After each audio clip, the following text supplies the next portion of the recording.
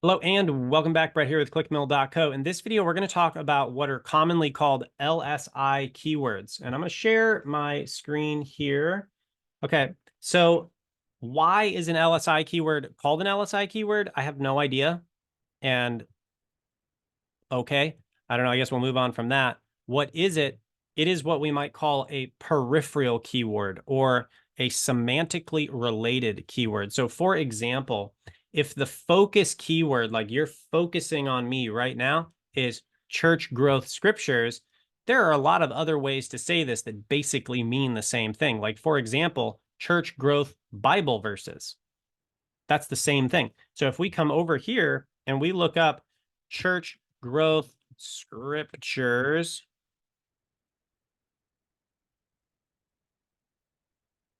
I spelled scriptures wrong. Do it one more time. There we go. Church growth scriptures. We will see we've got 170 searches a month. Now, we get way more than 170 hits a month on this, like way, way more. So where are those coming from? Well, some of them are coming from church growth scriptures, but all the rest of them are coming from peripheral keywords that are very similar, but not exact. So look at this. We'll maybe say church growth verses.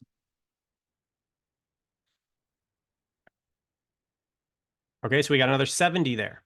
And it tells us difficulty and all this stuff. Now, Bible verses on church growth is that exact one. Bible verses for church growth. There's another 30 there. Now, we're still getting way, way more than this. I mean, there's a lot of traffic coming in. So where is it coming from? And we should include those keywords in the text because Google's saying, hey, like, yeah, you're trying to rank for church growth scriptures, but also all this other traffic over here that's very similar is also apt to kind of come in. How do we find that? Well, here's how we find it. We come into Google Search Console. This is another way to find those keywords after you've posted the blog. And so now we're talking about marketing services. After you've written a content for your client, you come back in and they're paying you monthly now. Why? Well, because you're still optimizing. And we want to get that to the top. You're not always going to rank at the top right the moment you post. So we're going to come in to search results. We're going to come into Google Search Console and pull up our articles. And you'll notice church growth scriptures right here. In the last 3 months, we've gotten almost 10,000 clicks. So you can see clearly we're getting traffic from somewhere other than searches with 90 and 170 searches a month. There's clearly more than that. So what do we do? So we're going to click on it. We can see that it's really kind of going strong here. Average position 10. Okay, well, we're going to go to queries. And these are the searches that people are putting into the Google search engine that we're coming up for. So here we go. Church growth scriptures. We've got 500 of those over the last 3 months. So it's like 170 a month. Okay, well, that's basically over 3 months. We're showing up for like all of those. And we rank position 1.1. So right here, if we just take this and we go over here, we should see ourselves probably top 5. There you go. So 14 shocking church growth scriptures. So we rank number 1 for what we tried. And this is great. Now, if you want to, you guys write an article, you guys want to write an article with ClickMill, you rank number 1 because our site obviously has the ability to rank number 1 for some of these things. We can work on that.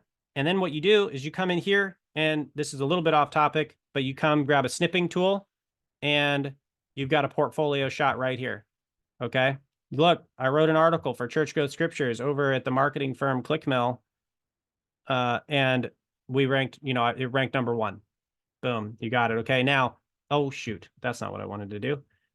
Reopen, close tab. Now, one more thing I want to show you. Open Bible, Tidely. Okay. So in this case, very interesting.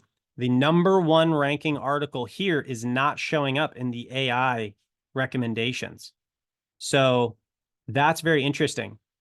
And so the question here that we're talking about AI, SEO, how do we show up in here? Something these other sites are doing, Open Table, Portable Church Industry, whatever all this stuff is, they're doing something apparently that we're not doing. And so the question is, what is that and how do we rank there? Now that's off topic, but coming back over here, when we come in here, we can see various other LSI keywords that we could be ranking for. 332 clicks here come from prayer for church growth with scriptures, praying for church growth scriptures, prayer points for church growth, scriptures on church growth, prayer for, we just get hundreds and hundreds of clicks from other related keywords. Now, if you come in here, notice what did we do here? Church growth, scripture 14, prayer for church growth.